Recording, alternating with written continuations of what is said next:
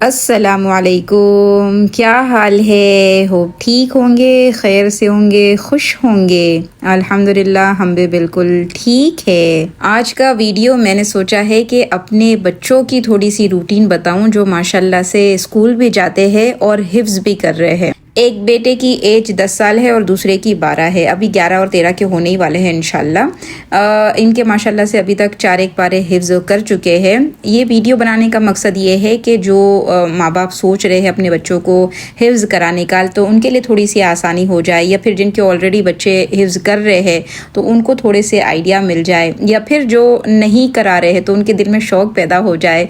या फिर ये भी आप मकसद समझ ले कि एक जब इंसान हाफिज़ बनता है या फिर कोई दीन हासिल करता है तो उसको कितनी मेहनत लगती है पीछे। तो बस ये सब का यही मकसद है। दुआ करिएगा कि अल्लाह मेरे बच्चों को और सारे बच्चे जो हिज़्म में लगे हुए हैं, जो अल्लाह की किताब को याद कर रहे हैं, अल्लाह उन सब के लिए आसानी पैदा फरमाए और अपनी किताब के ज़रिए उनको कबूलियत का दर्जा बख्शे। सुबह हमारी हो जाती है 4:30 बजे। ये टाइम सबको पता है कितना इंपॉर्टेंट टाइम होता है, कितना क्रिएटिव टाइम होता है, कितना बरकत वाला टाइम होता है कि इस टाइम में इंसान अगर कुछ अचीव करना चाहे तो ये टाइम सबसे ज़्यादा बेस्ट होता है।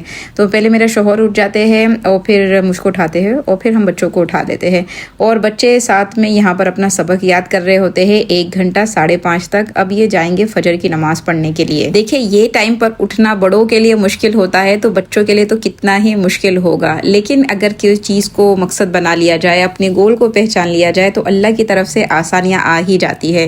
तो बच्चे उठते हैं, स्टार्टिंग में उनको थोड़ी नींद आई भी होती है, लेकिन फिर जैसे ही वो ज़ोर ज़ोर से पढ़ना शुरू कर देते हैं तो अल्हम्दुलिल्लाह फिर वो उनका सबक जल्दी याद हो जाता है। यानी वो जो दिन भर याद नहीं कर पाते सुबह के 1 घंटे में। तो अगर आपका कोई बच्चा हिफ्ज कर रहा है या चाहता है करना, तो फिर सुबह का टाइम सबसे ज़्यादा बेस्ट होता है सबक याद कराने के लिए। मैंने भी फजर की नमाज अदा कर ली है और कुरान पाक की तिलावत भी कर ली है। फजर का कुरान तो वैसे भी गवाही देने वाला है, तो भरपूर कोशिश करनी चाहिए कि फजर की नमाज के बाद थोड़ी देर कुरान पढ़ लिया जाए।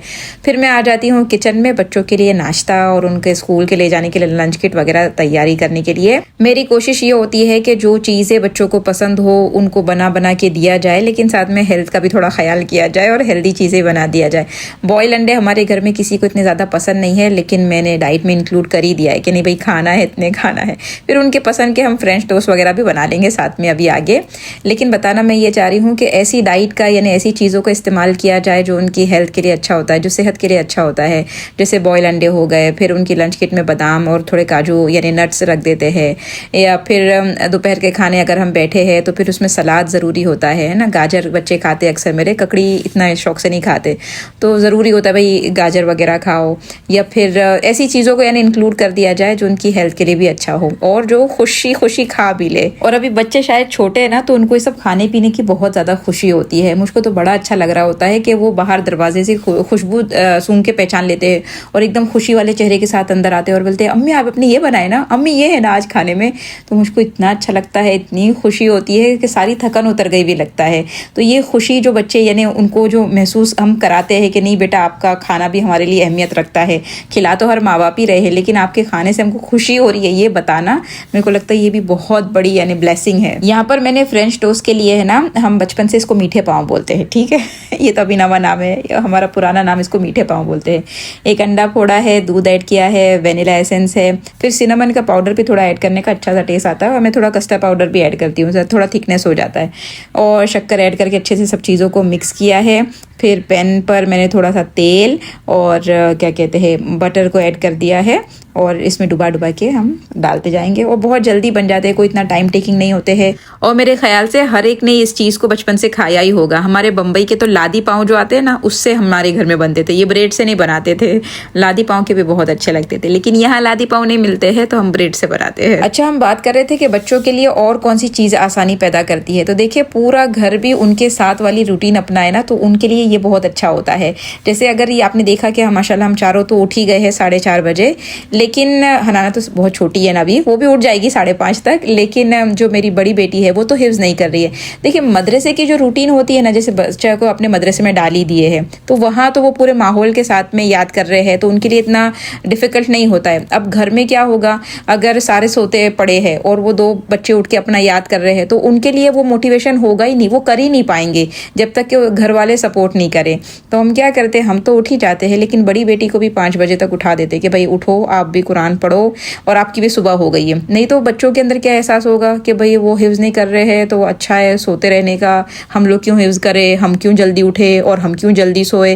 तो ये मतलब उनके लिए फिर एक वजनी चीज़ होने लग जाएगी। तो पूरे घर वालों का सपोर्ट भी बहुत ज़्यादा ज़रूरी है। देखिए हमको ये तो पता है कि हाफिज़ कुरान के माँ बाप को क़यामत के दिन ताज पहनाया जाएगा, तो कितनी यानी फजीलत की बात है।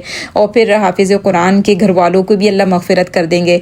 तो घर वालों की भी मग़फ़िरत करवानी है, हमको ताज भी पहनना है, तो हमको सपोर्ट तो उनको करना ही पड़ेगा ना। और सपोर्ट यही नहीं होगा कि हम माली तौर से सपोर्ट कर दे, हर तरीके से यानी बच्चों को सपोर्ट करना, फिर वो चाहे माली तौर पर हो, जिस्मानी तौर पर हो, मेंटली तौर पर हो, इमोशनली तौर पर हो, हर तौर से उनका मतलब सपोर्ट किया जाएगा। तो मतलब फजीलत में बराबर हम हिस्सेदार बन सकते हैं ना। जैसे अभी बच्चे उठते हैं सुबह तो कभी कभी उनको देख के रहम आ रहा होता है कि अल्लाह बेचारे कितने, तो अभी नहीं उठ जाओ पढ़ो, पढ़ना ही है, ऐसा थोड़ी होगा याद करो, नहीं नहीं नहीं, बड़े प्यार से बेटा आओ उठ जाओ बेटा, अभी थोड़ी देर फिर याद हो जाएगा इंशाल्लाह। तो यानी उनके पूरे सपोर्ट सिस्टम आप बन जाए और अल्लाह की ज़ात से उम्मीद है कि फिर वो ताज पहनने में मज़ा भी आएगी। बच्चे मस्जिद से आकर फ़ौरन नहाने धोने चले जाते हैं, वो तैयार होकर फिर नाश्ता करने के लिए आ जाते हैं। बस नाश्ता करके फ़ौरन वो चले जाएंगे स्कूल, 7 बजे के करीब उनकी स्कूल है, तो उससे पहले थोड़ा 10 मिनट निकल जाते हैं। अच्छा, जैसे मैंने बताया मुझको बहुत अच्छा लगता है अपने बच्चों की पसंद की चीज़ें बना कर रखना। हर एक माँ को अच्छा लगता होगा, किसको नहीं अच्छा लगता है। तो यहाँ पर मेरे सब बच्चों को चारों को माशाल्लाह ब्राउनीज़ बहुत ज़्यादा पसंद है ना, और साथ में क्या कहते हैं वो सिनेमन रोल भी बहुत ज़्यादा पसंद है। तो वो अक्सर आपको मेरे फ्रिज में मिलता है। दिन भर में एक ही खाएंगे, जैसे आज ब्राउनी का एक टुकड़ा खाएंगे बस, ऐसा नहीं कि भाई बना हुआ है तो बस खाए जा रहे खाने, ऐसा नहीं होता है। बना के मैं रखती हूँ फ्रिज में हमेशा ही। यहाँ पर मैंने बटर मैंने बता दिया थोड़ा नज़दीक से, ताकि जिसको अगर ग्राम में देखना चाहे तो ग्राम में देख ले कितना ग्राम है। तो बटर लिया है, साथ में हाफ कप मैंने यहाँ चॉकलेट चिप्स के ऐड किए हैं। मैं क्वांटिटी को डबल कर रही हूँ क्योंकि मैं ज़्यादा बना रही थी, वरना क्वांटिटी एक वाली ये है। तो उसको मैंने अच्छे से मेल्ट कर लिया है। ये मेल्ट करके ठंडा होने के लिए रख देंगे साइड में। और यहाँ पर मैं ना 1.5 कप शुगर का ऐड किया है, और 1.5 कप शुगर पर हम 3 अंडे लेंगे, ठीक है। लेकिन मैंने बताया मैं क्वांटिटी डबल कर रही हूँ, तो मैंने यहाँ पर 6 अंडे और 3 कप शुगर लिया है। बस ये सारी चीज़ों को अच्छे से थोड़ा मिक्स करना है। अच्छे से मिक्स हो जाए तो फिर उसमें मैंने वैनिला एसेंस का ऐड कर दिया है। फिर जो हमने चॉकलेट और बटर को मेल्ट करके रखा था ना, वो डाल दिया। और उसके बाद हम ड्राई इंग्रेडिएंट डालेंगे छान कर। तो यहाँ पर 3/4 कप मैंने मैदे का यूज़ किया है, और 1/2 कप यानी आधा कप कोको पाउडर का, और 1 टीस्पून बेकिंग पाउडर का। बस इतनी चीज़ें डाल के अच्छे से मिक्स और फिर आप बेक करने के रख दें। अच्छा, तो हम बात कर रहे थे कौन सी चीज़ें बच्चों के लिए मदद करती है हिफ्ज़ करने में। तो मैं आपको बताऊं कि आप उनके दिल में अल्लाह की मोहब्बत और अल्लाह की किताब की मोहब्बत बचपन से डाल दें तो उनको खुद ही बड़ा शौक हो रहा होता है। हालांकि ये चीज़ है ना मुश्किल है, कोई आसान नहीं है। हम बड़ों लोग को बोलेंगे एक सूरह याद करना, अम्मा पारा की पहली सूरह याद करने बोलेंगे, वो हमसे याद नहीं होती है। हम एक रुकू याद नहीं कर पाते हैं। तो ये मुश्किल है ऐसे देखने जाए तो चीज़ें। लेकिन ये बच्चे के लिए आसान कब हो जाती है, जब आप पहले से उनके दिल में अल्लाह की मोहब्बत होगी और किताब की मोहब्बत होगी ना, तो फिर वो खुद ही शौकिया बोलेंगे कि ये किताब हमको याद करनी है। आप हिफ्ज़ की फजीलत बताएंगे। हमने क्या किया, बचपन से बच्चों को अल्लाह से डराया नहीं है। हमारे यहाँ सिस्टम क्या होता है, बचपन से डराया जाता है कि नहीं अल्लाह मारेगा और अल्लाह सज़ा देगा, अल्लाह आग में डालेगा। पता नहीं ये कौन सा कॉन्सेप्ट हम बच्चों के दिमाग में डाल रहे होते हैं। हम अल्लाह तो खुशखबरी देता है कि भाई अल्लाह जन्नत देगा, अल्लाह कितना हमसे मोहब्बत करता है, अल्लाह की रहमत कितनी हम पर होती रहती रहे।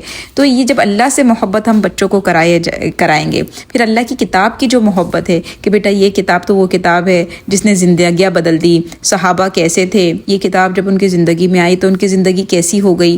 मेरे बच्चे हैं ना, कुरान पढ़ते पढ़ते कोई आयत पर रुक जाते हैं और फिर मेरे से पूछते हैं अम्मी इसका मतलब क्या है बताओ, और ऐसा शौक़ से सुनते हैं माशाल्लाह से कि अच्छा इसका ये मतलब है। तो फिर वो और खुशी से और जोश से उस चीज़ को याद कर रहे होते हैं। तो वो कुरान से अगर मोहब्बत होगी तो खुद ही तो कुरान की मोहब्बत अब कैसे डाला जाए, तो उनको बचपन से ही, जैसे अभी ये 6 साल की अभी हनाना है, तो उनको किस्से, नबियों के किस्से है, सहाबा के किस्से है, और ये सब कुरान नहीं, मतलब अगर सहाबा बदले है, नबी की ज़िंदगी चेंज हुई है, तो कुरान ही ज़रिया बना है ना।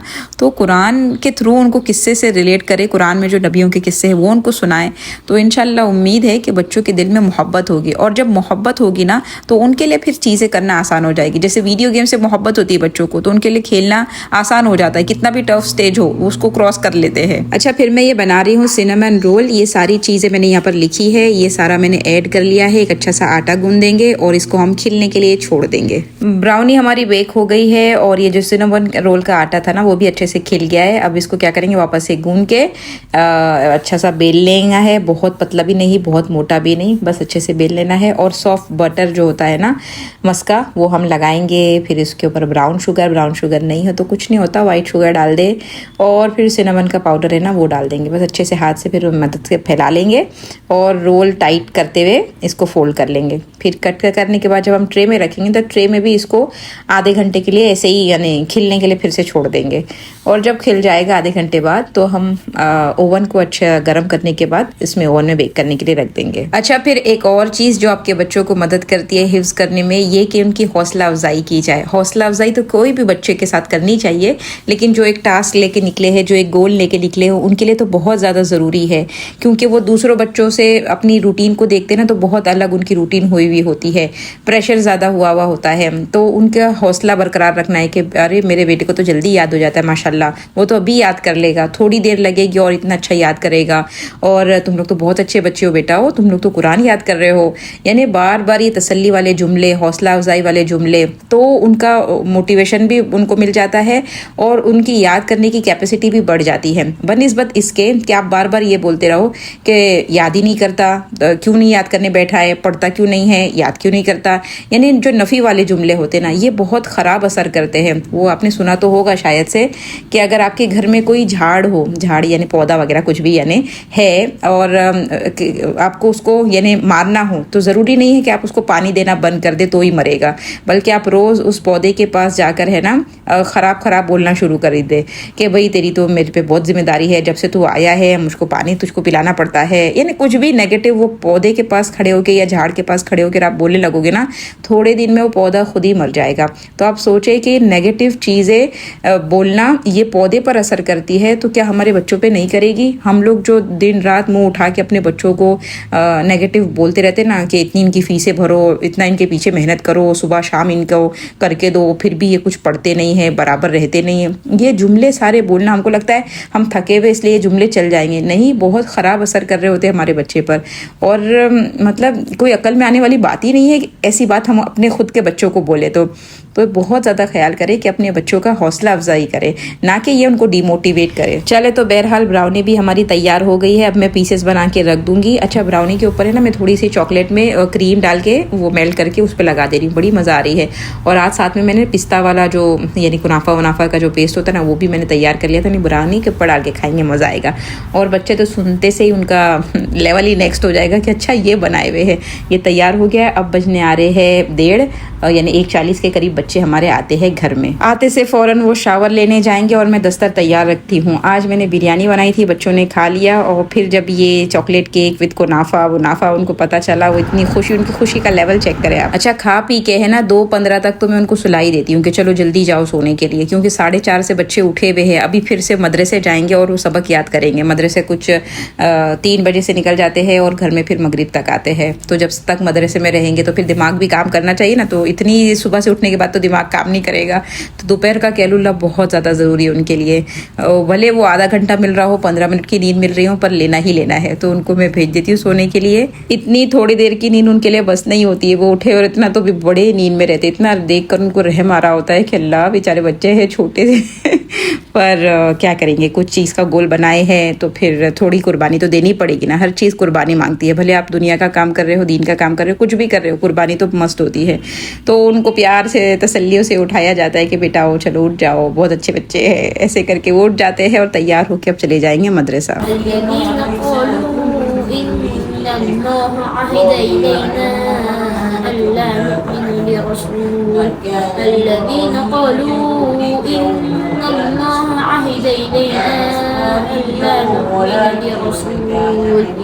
मगरिब के बाद फ़ौरन हम खाना खा लेते हैं और उसके बाद बच्चे अपना होमवर्क जो स्कूल का होता है ना वो कर रहे होते हैं। स्कूल भी कम होमवर्क थोड़ी देरी होती है, वो भी इतना टफ होता है, वो निपटाते हैं और फिर से आधा घंटा वो पढ़ने बैठ जाते हैं। सुबह के लिए सबक याद करने लग जाते हैं।